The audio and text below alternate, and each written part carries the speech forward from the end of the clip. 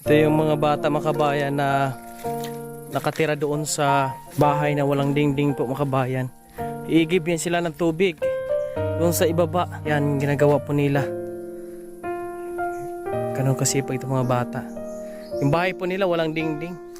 Yan sila po yung mga bata na ati pong tutulungan. Yung bahay na walang dingding, sila po yung nakatira doon mga kababayan.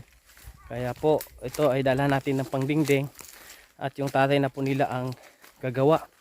Ito yung nasa taas po ito ng bukid. Isang pamilya po dito nakatira po mga kababayan. Samahan nyo kami. Salamat po. Isa ating followers na siya po ay nagbigay nito. Nag-send po sa GCash kaya ito binili po natin. Nandito na kami sa taas ng bukid. Ito yung pamilya na nakatira dito. Ayan. Kumusta? Ayos lang? Tay, dito na, dinalahan ko na. Ayan, mabuti. Nandito yung tatay po nila. Yan. Mayo kay imuhan ng gigwan. Butangan na nimo ka ng lalagyan. Ayan po makabayan, oh. Bali 5 ini. 5 ka makan. So, parang uulan na naman. Pero nandito kami sa bukid ngayon. Dito sa bahay ni yung mga bata makabayan. Kaya nandito tayo naghatid po tayo ng pangdingding po nila dito ho para maging safety yung mga bata. At yung tatay naman po nila ay umabsent, no? Kasi nagtatrabaho ito sa palayan. Nangangamuhan. Umabsent ito para magawa po itong dingding po nila. Salamat din po sa ating kaibigan. Nag-send sa GCash, binili po natin. Thank you very much. Thank you. Malaking tulong na po ito sa kanila kasi once na umulan, delikado po dito mga kababayan. Kawawa sila, no? Kawawa yung mga bata. Lalo na dito is nasa taas po ito mga kababayan, taas ng bukid. Ang pabor na pabor dito yung ulan, no? Pandampi ng ulan. Kaya maganda naman, no? Pagdating namin dito, ginawa na ng tatay nila ng kabitan, no? Yung mga brace sa gilid. Nilagyan na yan para kabit na yung amakan na ati pong binili. Yan, salamat sa inyong patuloy na pagsuporta kay Kuya Raymond po mga kabayan, no? Ayan, no, yung bahay nila na walang takip. Ano lang po yun, yung nilagay luna. Tapos yung 3 bata ay nandito. Sa hirap ng buhay po mga kabayan, ang kinikita po ng tatay is 350, no? 350 lang yung sweldo to, no? 300 ang sweldo niya sa sa palay, pangangamuhan. Mas unahin niya talaga yung pagkain nila kaysa ibili ng pangdingding. Hindi na makikita na hirap talaga ang sitwasyon nila. Kaya ito yung mga bata. Eskwela pa ni mo mga bata to? Yan, nag-aaral pa yung mga anak po mga kabayan 3. Kaya maganda na in-endorse ni Ma'am Salome. Kung hindi po in-endorse ni Ma'am Salome, hindi po natin ito makita kasi nakaraan ay pinuntahan natin ito. Tiningnan natin, actual. Sabi ko nga, ay talagang deserve din nila na mabahagian ng kahit pangdingding po dito, no, mga kabayan. Sa taas ito ng bukid. Bali 3 pamilya ang nandito mga kabayan. Yan po mga kabayan, no. Kahit hindi na pinturahan to, maganda yung design niya eh. Pink. Oo, pink yan. Yung dito kay tatay, masing. Orange yun eh. Pero tulad sina, oh. Ito pink. Maganda ang design dito mga kabayan.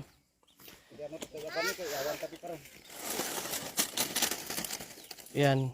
Isa dito, isa doon, isa sa gitna. May gunting doon si tatay, pwede itong mahulam eh. Hiramin nyo na lang. Ayan. Para magkaroon na po ng dingding po mga kabayan, no? May pupuntahan pa kami, no, mga kabayan.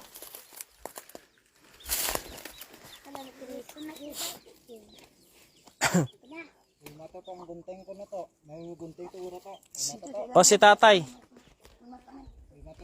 Ayan, hiram. Ang bilis niya, oh.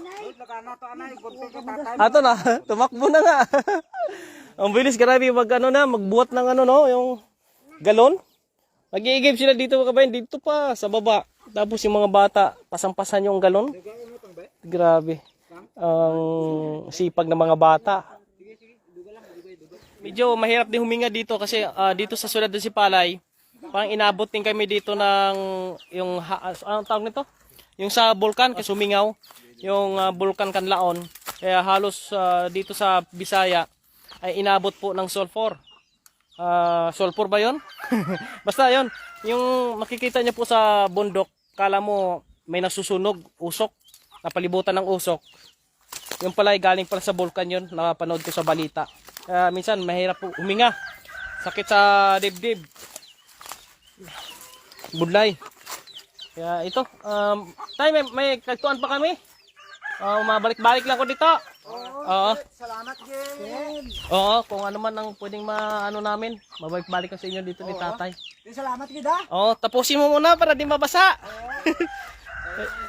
Ayan, may puntahan pa kami mga kabayan. Malaking tulong na po yan sa kanila na matakipan yung kanyang bahay. Para yung mga anak niya, kasi nga pag nagtatrabaho sa palayan, ay yung mga anak niya naiwan, no?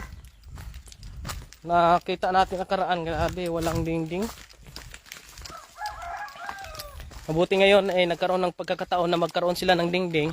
Ayan, nakita natin yung effort din po ng tatay. Umabsent talaga para ho ay magawa kaagad yung kanilang bahay, no?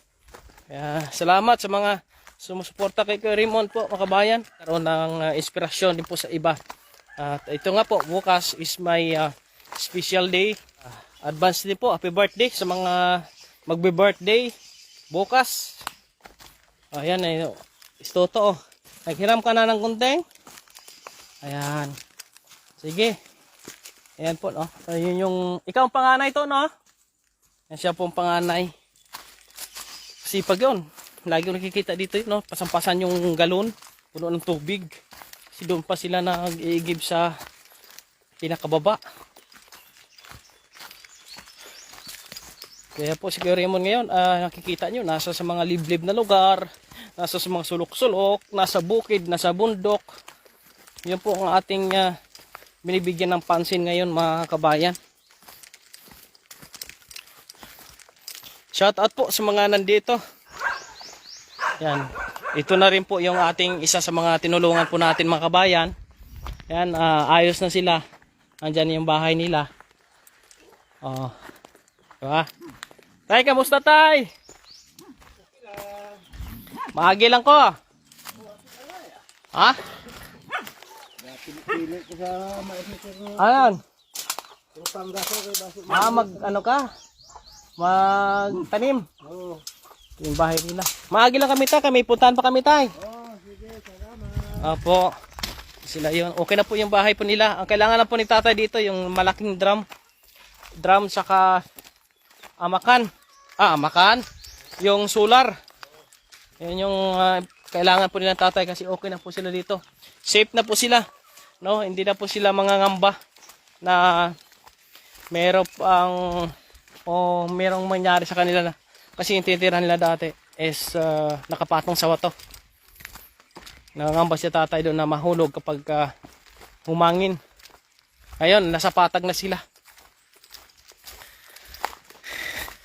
Shout out po sa inyong lahat. At salamat din po, no, sa ating kaibigan, kay Ate Rosalinda Hobero, no. Siya po ang nagbigay ng support sa atin na matapos yung bahay na yon at nakapag-ayuda tayo sa mga tinutulungan natin dito. At meron pa akong ayudahan na senior natin. Pero ayan, kung ano lang meron tayo, kung anong kaya po natin, pinagkasya-kasya lang talaga natin kung anong meron tayo, mga kababayan. Kasi ang pera ngayon napakabilis po talaga maubos. Ang hirap budgetin. Lalo na ngayon ang mamahal na mga bilihin po, mga kabayan. 5,000 mo, isang araw lang ubos na kaagad.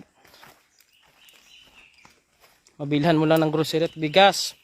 Paggasolinahan mo lang, kainan mo lang, wala, grabe. Bukas ito na naman yon, umulit na naman. Pero madalas na din naman ako nagbe-birthday na mga kabayan na walang-wala, no? As in wala talaga kahit na pangbili ng Pero masaya ako kasi nga wala akong sakit. Importante naman talaga wala akong sakit.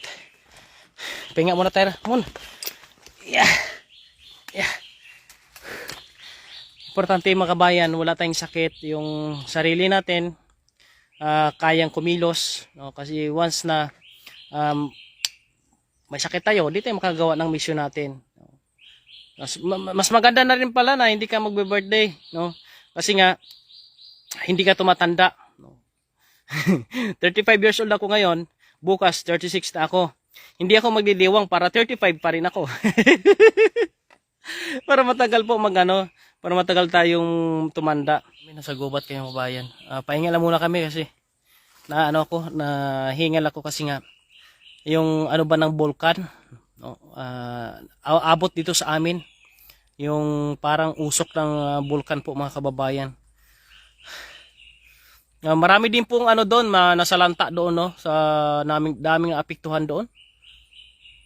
Marami mga nagtag din po sa atin na mag-conduct ng mission doon. Kailang wala man tayong kakayahan, no? Wala tayong budget para gumawa ng mission doon. Kung may budget lang tayo, hindi pwede tayong magpabigay ng kahit mga tubig or bigas doon sa area. Kailangan wala pa tayong budget, kaya dito lang muna tayo. Sana po mapanood kayo ng mga OFW may kaya na handang tumulong. Ate Ami, talagang halos lahat na talaga tumutulong kay Kuya Raymond, mga OFW po, kaya shoutout po sa kanilang lahat. Alam lang po natin gaano kahirap yung buhay din po, no, bilang isang OFW, pero nandyan sila nakasuporta. Pag meron sila, tumutulong po sila sa ating mga kababayan, at ito dinadaan po nila sa tulad po namin. Kaya blissful ang tulad po namin kung meron pong mga ganon, no. Sa ngayon pag dito ka sa vlogging, pag hindi ka sikat, wala ka sponsors. Meron ka sponsors, isa, dalawa, tatlo, yun lang. Pero pag sikat ka, dami kang sponsors eh. Sana maging sikat naman ako. O ipakishare nyo naman po yung ating live para po maging sikat po si Kuya Raymond. Kay Yen John Fajardo, andyan, happy birthday idol from Bye Bye Maricalim. Oy, shoutout dyan. Bala ko nga sana maligo sa dagat dyan sa Maricalom. Mag-dive kami dyan sa sanctuary sa birthday ko. Pero tayo, minalas. Kasi nga, nagkataon na wala tayong budget. Bawi na lang tayo next birthday. Magawa natin yan. Maganda sana yun. Maisama natin yung mga pamilya natin ba. Lalo sila mama, na masama natin na masubukan nila mag-dive sa dagat. May bayad kasi doon eh. Magano ka ng 2,000 sa bangka. Pero kilala ko naman yung bangka. Pero kailangan may bayad yun eh. Tuloy po si Kuya Raymond makabayan. Araw-araw po tayong umaalis. Hanggat meron tayong magawa, ginagawa po natin makabayan. Ito kasama natin. Si Raymond na po yung ating kasama ngayon. Siya na po ang ating alalay, taga-drive, minsan taga-buhat, yan taga-tulong po sa atin. Si Rami po, wala na po dito sa atin mga kabayan, no? Kapag pahinga na kami. Yeah.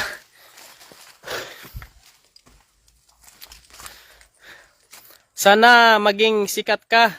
Kasi sikat ka na, pagiging matuling. Sana maging sikat ako para marami akong sponsors. Para magkaroon naman po ako ng sahod na Kasi pag sikat ka, may malaki kang sahod. O may sahod kang sapat sa ginagawa mo. Kasi ngayon, hindi ka tayo sikat, kaya wala tayong ganon.